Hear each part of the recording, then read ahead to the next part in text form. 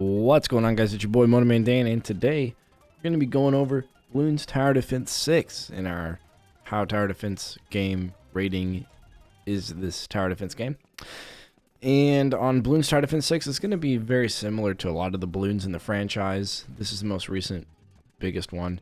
I'm just going to go ahead and say, don't be surprised at this rating. There is a reason that there's 302,000 reviews on Steam, and all of them, and all reviews is overwhelmingly positive, and recent reviews is overwhelmingly positive. You just don't see that on a game, like, ever. So we're going to dive into probably why that is, as far as tower defense is concerned, with the first section being towers, and it's a 10 out of 10. Unique towers, lots of upgrades, free placement. This game has so many upgrades because you have 3 paths. One of them locks when you pick the other 2. Then one of those 2 locks after you get the third upgrade of one of the 2 paths. The other one locks, so you can go. Anyways, we're not going to get into the mechanics of the game. You can check it out if you want, but it's absolutely a staple, must-have tower defense game for sure. And towers is a 10 out of 10. For the enemies, it's an 8 out of 10. Super easy to tell them apart. There's lots of enemies. You have camo enemies that are hidden, so you need special towers to hit that. You have enemies that are led, so you need special towers to hit that. You have the big blimps. Towers are good against that, more effective against that than others. Some of the enemies are they regrow, so you have towers that are good against that.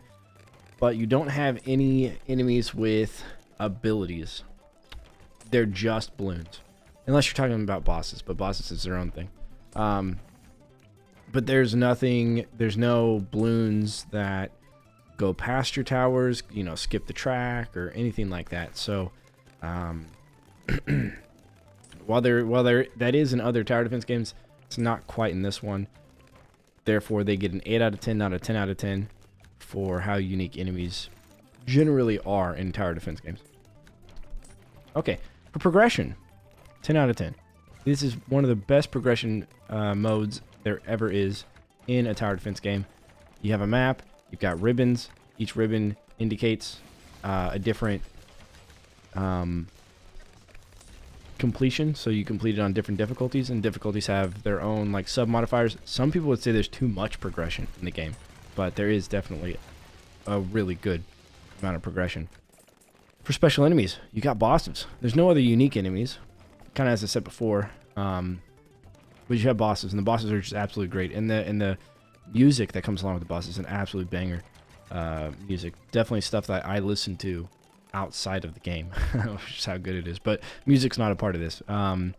It's 8 out of 10 though, because there's no other unique enemies, just bosses. That's it. I guess the Dread Balloon does spawn rock balloons, which are unique to him. But other than that, I mean, the bosses are great. There's just nothing else. So they get an 8 out of 10.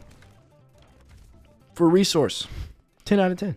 There's so many ways to make money and make income in the game. You have heroes that do it. You have towers that do it. I mean, and then you have the balloons themselves when you pop them. And there's a whole lot of strategy and efficiency that comes into the game whenever you start trying to maximize the amount of income that you can have with still defending your the end of the track. So yeah, resource 10 out of 10 for sure. Micro pacing, I put 10 out of 10. You have hotkeys for everything, absolutely everything. Start, speed up, space bar. Putting the towers down is the letters on your keyboard. Using abilities is the numbers on your keyboard. Upgrades is the period, comma, slash down by the right shift. And you can change it as well. So the micro is there. The pacing is perfect. Balloons they're not too fast, especially in the beginning when you're first getting started building stuff. Because of the hotkeys, makes the pacing absolutely great. It could be a little bit faster, honestly, but as it is, it's great. So micro pacing, 10 out of 10. macro play, you normally want to start all of your maps with a hero if you're able to, or you get a hero shortly after, and your abilities can kind of save you. They do really, really good, and a lot of towers in this game have abilities, so you end up using your abilities as part of that macro play, as well as you have these, like outside of the hardest difficulty where you don't get to use them, you have these powers as well, so you can use powers inside the game for cash drops or for, well, there's just a bunch of stuff and insta monkeys and stuff, so you can pop that stuff down if you need to. And there's even like a hero that, there's a couple of heroes that have a lot of like micro management stuff, but they all have abilities for the most part, and so that adds into the macro play for sure, as well as all the towers. A lot of the towers, I should say. A lot of the towers, a lot of the upgrade paths that you're going to go, even on the harder difficulties, are going to have, you have a plethora of abilities to choose from. So 10 out of 10 for that. Map design, 10 out of 10. They have a map maker, which is awesome, which bleeds into replayability, but the maps themselves, there's so many of them, they're all so unique. And yeah, I mean, and they're just great. There's a lot of maps that have things on the maps themselves that you can interact with to even sometimes change the way that the map functions as far as the enemy's routing through the map. So 10 out of 10 for map design. Strategy combat, 10 out of 10. It's pure strategy. There's no combat. Replayability, 10 out of 10. You have so much replayability. You have missions. You have community challenges. You have races. You have boss events. You have contested territories. You have so many things outside of just playing the maps straight through, and you have the maps straight through. I mean, and there's so many of them to go through. There's so many difficulties to defeat, and when you defeat them, you even get a bit of a mini reward. So whenever you defeat the entire first difficulty, you get like a bronze border around the map. You get a silver, and then a gold, and then a black border if you beat it on the hardest difficulty at all, on every difficulty as well, and then the hardest difficulty with no restarts, no escaping out to the menu and restarting or retrying a round or something.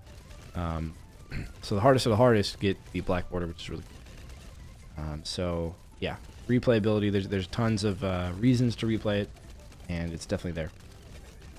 Price, 10 out of 10. $13.99 for a game like this with this much replayability, with this much customization, this much uniqueness.